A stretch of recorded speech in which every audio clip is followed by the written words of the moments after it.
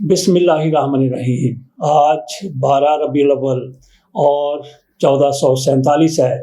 आज दुनिया भर में मुसलमान जहाँ कहीं भी हैं, नबी अकरम सल्लल्लाहु अलैहि वसल्लम का यौम मिलाद मना रहे हैं।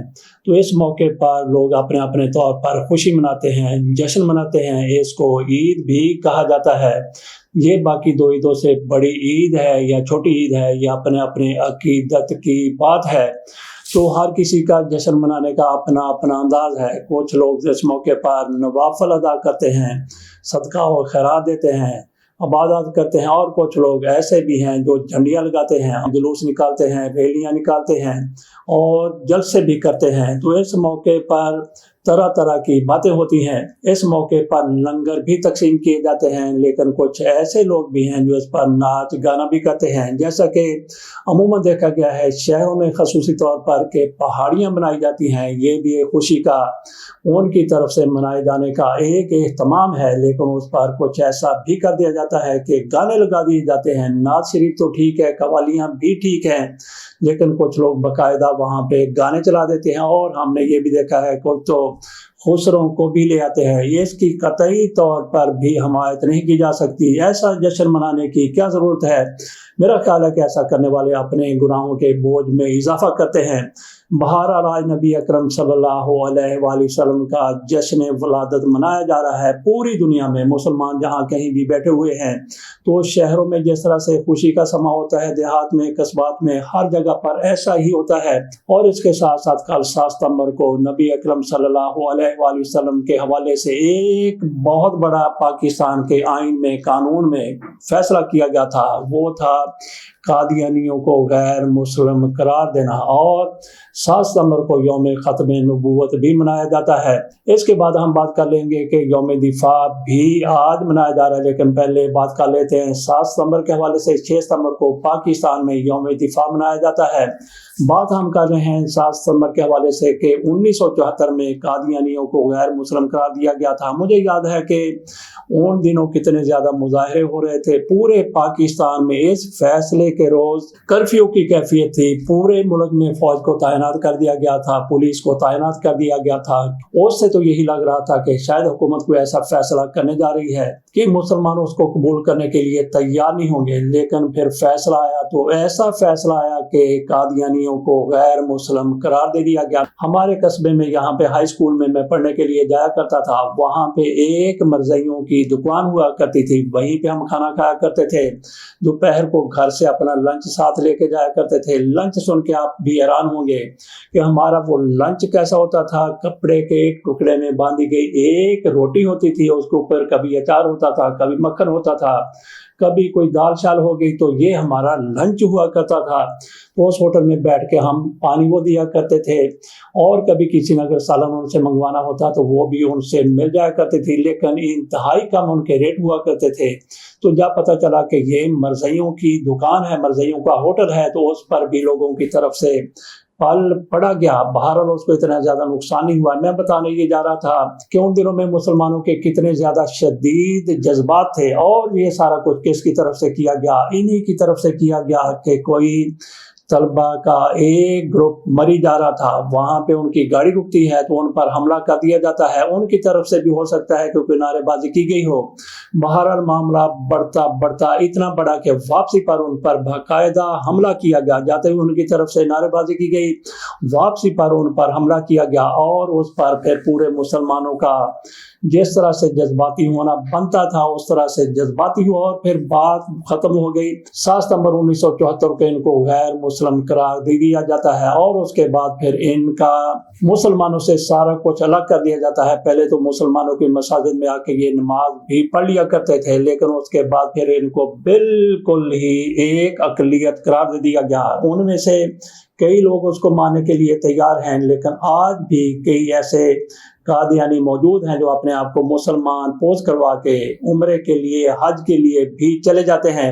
تو یہاں بھی کئی لوگ منافقت کرتے ہیں، لیکن کوئی لوگ ایسے بھی ہیں جو اپنے آپ کو کہلواتے ہیں کہ ہاں ہم مرزئی ہیں، ہاں ہم قادیانی ہیں.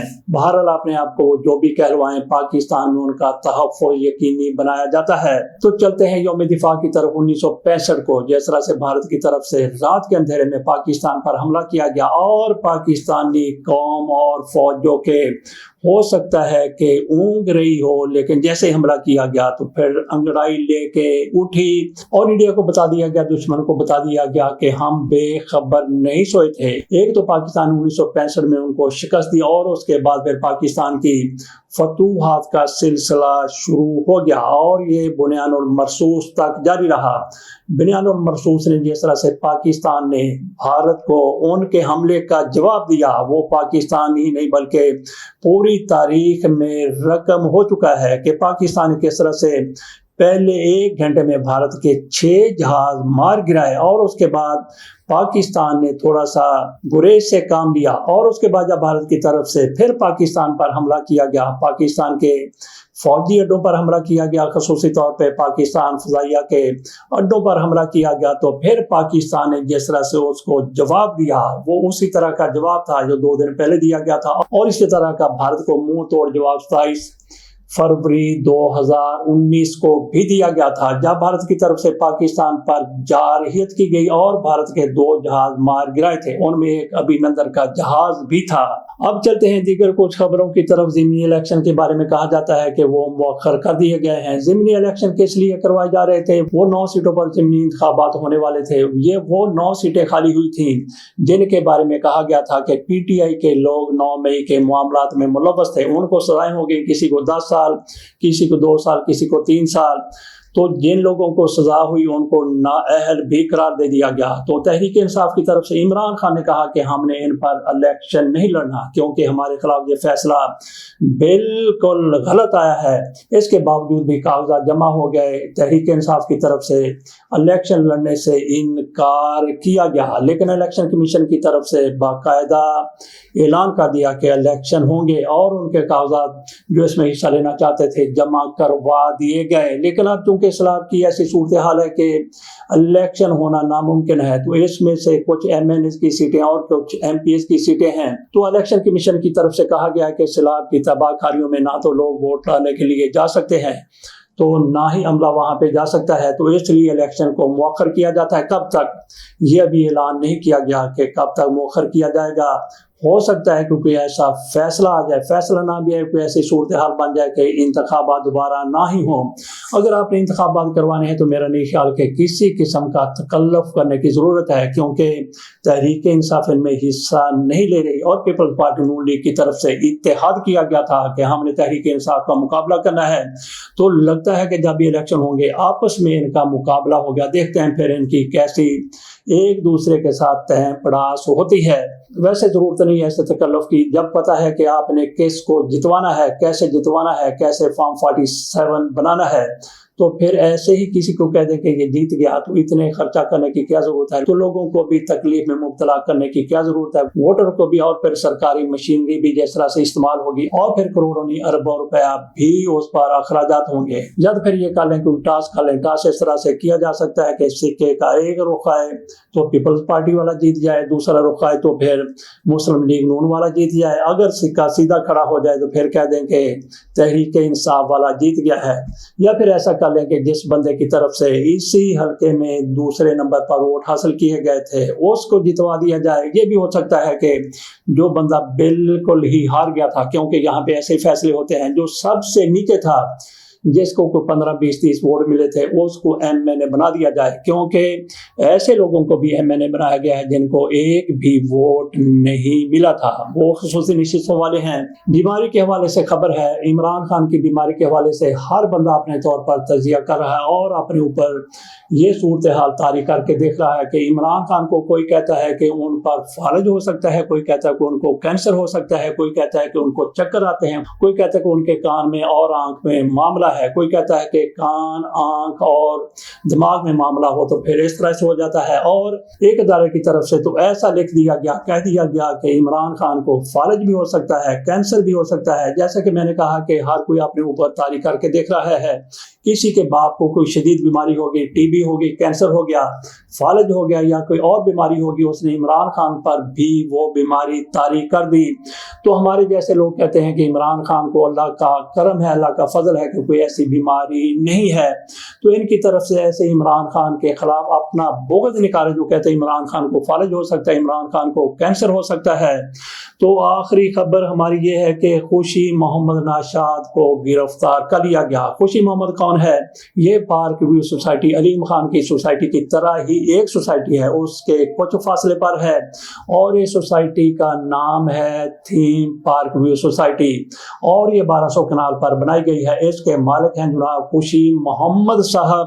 کہا گیا ہے کہ ان کی ساری کی ساری سوسائٹی دریا کے اندر ہے، 12,000 کنال پر مشتمل ہے، ساری کی ساری دریا پر قبضہ کر کے بنائی گئی ہے. ان کو گرفتار کیا گیا ہے. خوشی محمد ان کا نام ہے، اور اس کے ساتھ جو کچھ ہو گیا ہے وہ خوشی والی بات نہیں ہے بلکہ وہ ناشاد ہونے والی بات ہے، اور خوشی کا متضاد ہوتا ہے ناشاد.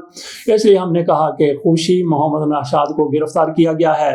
تو کیا علیم خان کی بھی اسی طرح سے گرفتاری ہو سکتی ہے؟ یہ پاکستان ہے، یہاں پہ کچھ بھی ناممکن نہیں ہے. تو کیا اس خوشی محمد کے بعد علیم خان کی باری ہے؟ انتظار کیجیے. لگتا ہے کہ جس نے بھی دریا پر قبضہ کیا، اور دریا اپنا راستہ بنانا جانتا ہے، اور دریا نے اپنا راستہ ان سے چھین لیا، ان سے اپنا قبضہ واپس لے لیا. تو دیکھتے ہیں کہ علیم خان صاحب کے ساتھ کیا ہوتا ہے. اس کے ساتھ اجازت دیجیے، کہیں ہمارا ایڈیٹر اور کیمرہ مین غصے میں نہ آ جائے کہ اتنا طویل یہ ویلاگ ہو گیا ہے. اجازت دیجیے، اللہ حافظ.